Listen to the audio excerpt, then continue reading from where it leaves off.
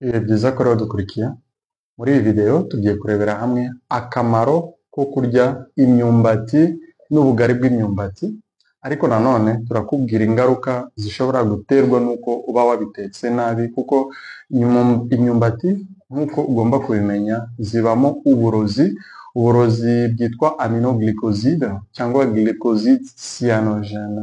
Iyi glycoside cyanogene iba mu myumbati ni isohora uburozi bwitwa cyanure. Uburozi bwitwa cyanure rero bukaba bwakwangiza ubuzima bwawe, cyane cyane ubwonko bwawe. Rero kurikira neza, kuko nubwo turakubwira akamaro n'ibyiza byinshi byo kurya imyumbati, ubugari bw'imyumbati, ariko turanakubwira n'uko wabiteka, watekera imyumbati, uko wayitegura kugira wirinde ukuremo bwa burozi nyine bushobora kwangiza umubiri wawe. Njye nitwa Dr. Safari Bizimana, mbashimiye kuba mudukurikiye. Nimba ari ubwa mbere wowe ubonye video zacu, kanda kuri subscribe nimba ari ubwa mbere nyine, kandi nimba hari ikibazo ufite cyandike muri comments, turaza kugusubiza, ariko nimba hari n'igitekerezo nyine andika nyine. Okay? Cyambere ukwiye kumenya ni uko imyumbati ibamo icyo bita amidon. Amidon ni ubwoko bw'isukari, ariko ntabwo ari isukari iryoherera nyine. Okay? Ni ubwoko bw'isukari itaryoherera, nk'isukari iba mu bijumba, mu birayi, nk'isukari iba mu muceri, nk'isukari iba mu gikoma cy'amasaka. Ubwo bwose haba harimo isukari, ariko iyo sukari kubera ko ari amasukari aba afatanye cyane, ntabwo aryoherera nyine ngo ubyumve. No mu myumbati rero habamo iyo amidon. Iyo amidon rero ni nziza cyane, kuko iyo sukari iba mu myumbati ishobora gufasha abantu bakora akazi gasaba imbaraga, akazi k'amaboko, abakanishi, abantu bikorera, abantu bakora akazi gasaba imbaraga. Uvuye mu rugo mu gitondo wariye imyumbati yawe n'utundi n'udushyimbo cyangwa n'ibindi, ukajya gukora akazi kawe wariye imyumbati ihagije, ushobora kumara n'umunsi wose utongeye gusonza kubera ya amidon iba mu myumbati. Okay? Ikindi cya kabiri dukwiye kumenya ni uko imyumbati kubera iyo amidon iba irimo, ariko nanone ikindi dukwiye kumenya ni uko mu myumbati habamo fibre. Izi fibre ni nziza cyane, kuko nizo zifasha amara yawe gukora neza, nizo zifasha twa dukoko cyangwa utumikrobe tudufasha mu mara yacu gukura neza, bityo bikakurinda indwara zitandukanye zo mu mara. Rero birumvikana ko izi fibre ari nazo zituma umuntu amara igihe kinini adasonza. Usibye ibi, ikindi wenda abantu benshi batazi cyane ni uko mu myumbati hatabamo icyo bita gluten. Uribaza gluten se ni ibiki? Gluten reka ngusobanurire muri make. Urabona iyo ufashe ifu y'ibigori, okay? Ifu y'ibigori ugiye guteka ubugari, umaze gusonga ubugari nyine, wamara kubusonga bw'ibigori, okay? Ukabushyira hariya bugahora. Iyo bumaze guhora, bwa bugari uko bwari bumeze bukiri ku iziko ku muriro, nuko buba bumaze gukonja, ntabwo biba biri kimwe, sibyo? So ubona se bwamaze gukomera, bwakomeye cyane. Impamvu bukomera ni uko muri iyo fu y'ibigori habamo gluten. Iyo gluten niyo ituma iyo fu ubwo bugari wamaze gusonga igihe bukonje bufatana cyane bukaba nkuye. Okay? Ariko reba ubugari bw'imyumbati, ko iyo umaze kubusonga ukabushyira uruhande, hejuru hari igikushe kiza kigafata, ariko iyo ugikuyeho usangamo imbere n'ubundi bucyoroshye. Okay? Impamvu bworoha kuriya ni uko hatabamo gluten. Okay? Iyo gluten rero impamvu ndi kubivuga ngaha ni uko hari abantu bagira allergie kuri iyo gluten, ku buryo igihe yariye ibintu birimo gluten nk'umuceri, nk'ibyo bigori, nk'ibishyimbo, aribwa mu nda, akaba yahitwa, akaba yaruka, akaba yahura n'ibibazo bitandukanye byo mu nda. Abo bantu babita abantu bafite intolerance au gluten.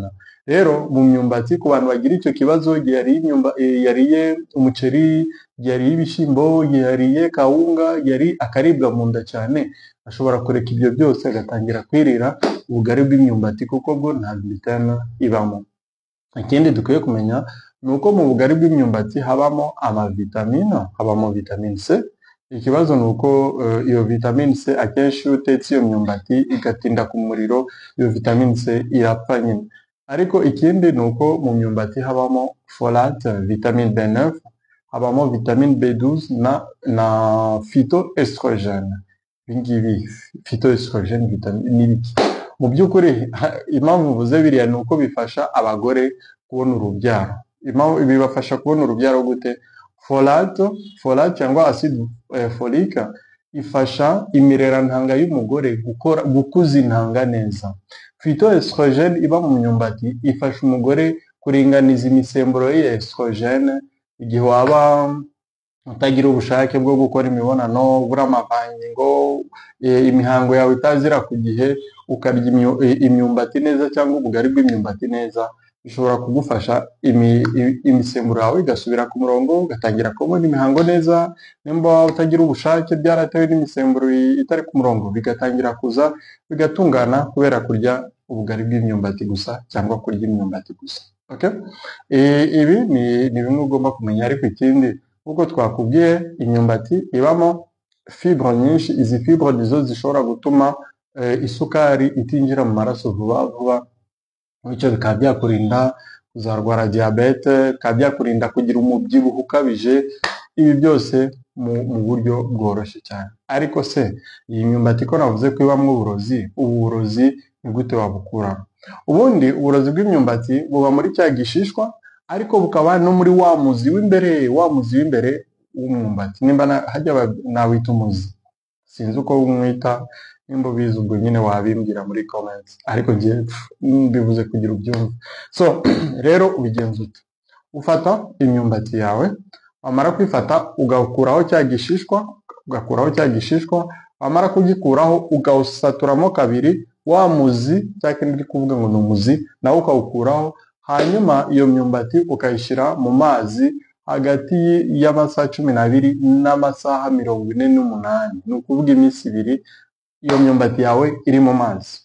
Wamara kuyishyiramo, hanyuma nyuma y'iyo minsi 2 akaba aribwo wayikuramo, ukaba wayanika, ukazayikuramo ifu ukarya ubugari, cyangwa ukaba aribwo wayiteka maze ikagufasha ukarya imyumbati nyine iryoshye cyane. Ariko nanone ikindi ukwiye kumenya ni uko iyi myumbati uyitetse neza ushobora kuyiteka ukayiteka n'amavuta y'amamesa. Aya mavuta y'amamesa ahita neutraliza bwa burozi nakubwiye, glycoside cyanogène. Ubwo burozi bukicwa n'ayo mavuta y'amamesa. Rero ni byiza kurya imyumbati, ariko ni byiza cyane kumenya kuyiteka. Urabizi ko abantu bamwe bashobora kurya ubugari bw'imyumbati n'isombe, ni ukuvuga uburiye umuzi n'amashami yawo. Okay? Ni byiza byose kuko yaba isombe nakubwiye akamaro kayo ni ingirakamaro cyane, yaba iyo myumbati nayo iragufasha cyane, nakubwiye akamaro kayo. So ibingibi rero ni ibintu uba ugomba gukora ukabyitondera. Ariko ikindi ugomba kwitondera ni uko hari amoko atandukanye y'imyumbati. Igihe ugiye guhitamo imyumbati uba ugomba guhitamo imyumbati itarura cyane, idashaririye cyane, kuko imyumbati ishaririye cyane, ubwo busharire uba uri kumva ni bwa burozi buba burimo. Rero ni byiza guhitamo imyumbati idashaririye cyane, ugahekenyaho ukumva idashaririye cyane, akaba ariyo uhitamo. Hanyuma ukayihata, ugakuramo icyo gishishwa, ukayisaturamo, ugakuramo wa muzi, ukayishyira mu mazi iminsi 2, nyuma yaho ukayanika. Wamara kuyanika wasekura, wajyana kuri mashine bakayisya, wajyana byose ibyo wakora, maze ukarya imyumbati yawe. Tukaba tugushimiye ko wadukurikiye. Nimba nawe warakuriye ahantu bakunda imyumbati, bakunda ubugari bw'imyumbati, ariko kenshi batazi kubiteka, kanda kuri like kandi wandike na comment. Naho ubundi naho ubutaha, bye bye.